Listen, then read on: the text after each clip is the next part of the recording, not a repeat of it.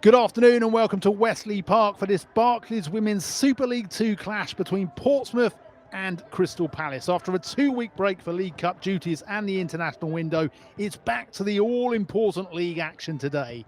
In fact, host Portsmouth haven't played for 3 weeks. Such is the extent of their injury problems. They had to forfeit their League Cup tie with Charlton.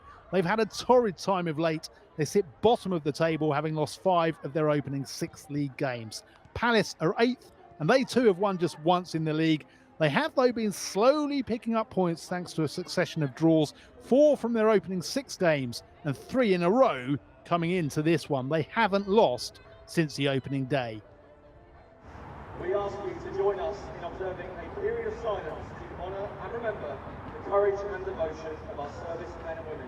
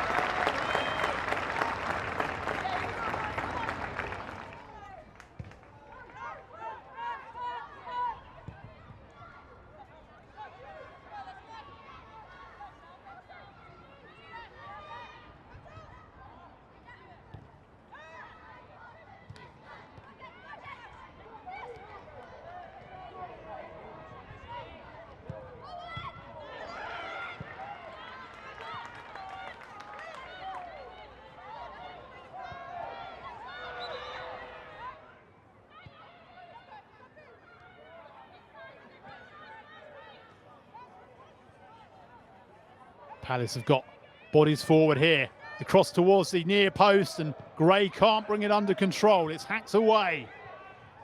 Only as far as Napier. Napier gets a shot away. Oh, crashes off the crossbar. What an effort by Jamie Lee Napier.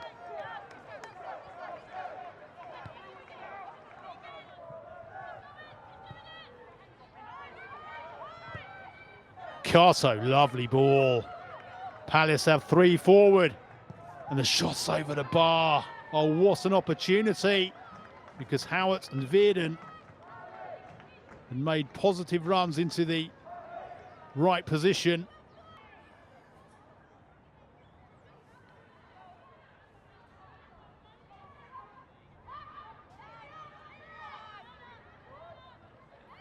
Free kick to Portsmouth. Did he foul? I think it was by Napier.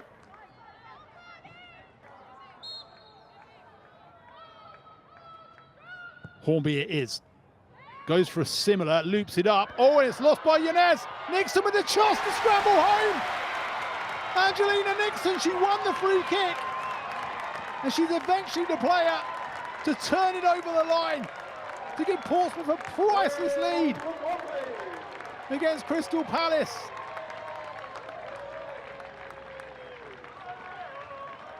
Angelina Nixon with her 2nd goal of the season. Portsmouth fans in delight. Goal scorer for Barclays, number 18, Angelina Nixon.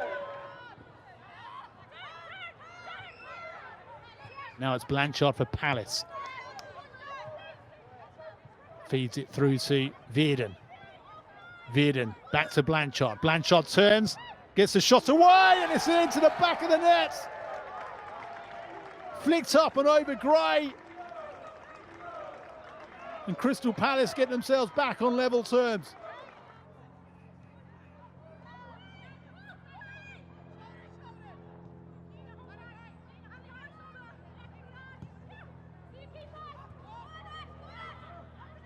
Howard will get on the end of this for Palace. Kirsty Howard drives towards the area. Still Howard pulls it back. And Gray gets the touch up and over and behind for a Crystal Palace corner.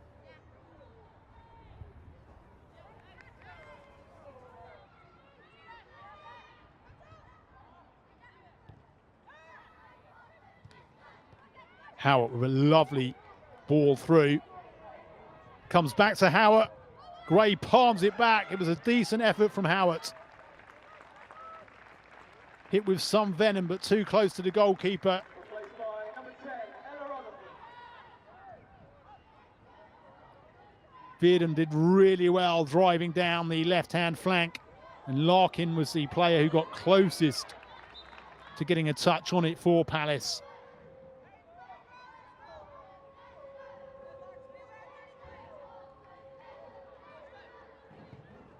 Veerden hangs it up really high again. Gray just manages it, palm it away once more. Riley with the shot, blocked on the line.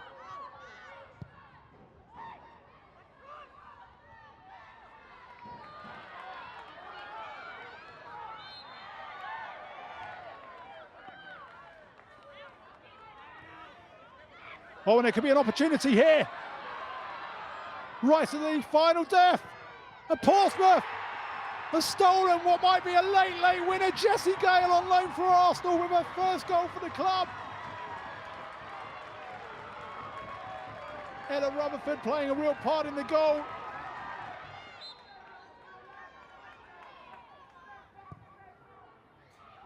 Huge sigh of relief for Portsmouth. Still work to do. Dahu brings it forward for Portsmouth. She checks back under pressure from Veerden.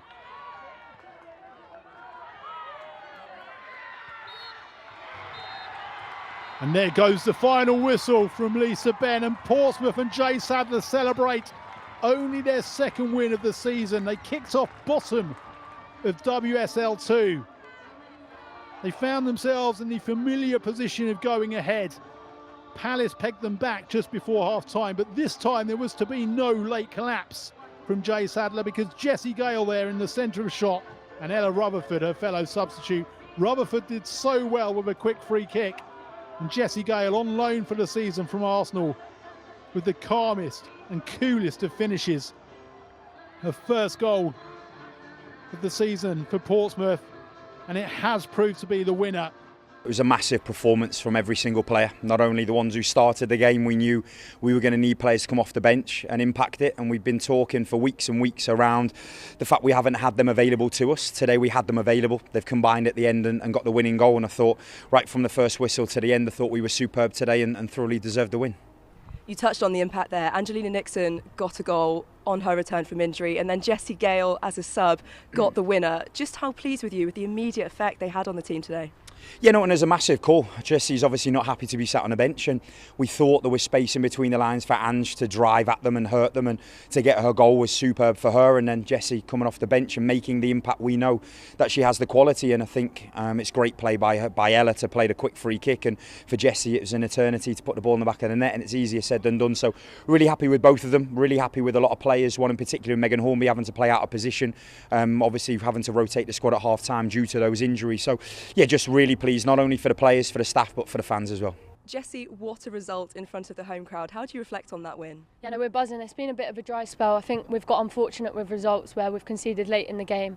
So I think to hold on to the win, get a late winner as well, and then be able to hold it out, like, it's a true reflection on how much this team has grown and how resilient we are. Jo Potter mentioned that there needs to be more character and more fight in the squad to push a result. How do you think you can get that going forwards? Yeah, obviously it's got to come from within. We have some honest conversations as players and as a group, and we just need to try and get that out of each other a bit more. I think, obviously we're in a little bit of a rut right now, and the only people that can get us out of that is ourselves. So yeah, that's what we'll look to do this week. Game in, game out, we're making silly errors and silly mistakes, and it's costing us massively. We're not finishing our chances at the other end. We had numerous chances, especially in the first half, to really, put the game to them and put ourselves in front, which we didn't take. They had a couple of opportunities themselves. I thought they outworked us, and I thought their desire was higher than ours today, and that's what I've just told the players in that dressing room. I think it's a shame that that's something that we've questioned today. The want and the desire to try and get the win and to try and defend, put our bodies on the line and work tirelessly to keep a clean sheet, and it's disappointing that we've had to say that today. So we're really frustrated. It's difficult for us because without that work ethic and desire out of possession, you're not going to get much in possession stuff. So we need to make sure that we're putting that right, because you've got no time to dwell on it. You've got to put it right and you've got to move on fast.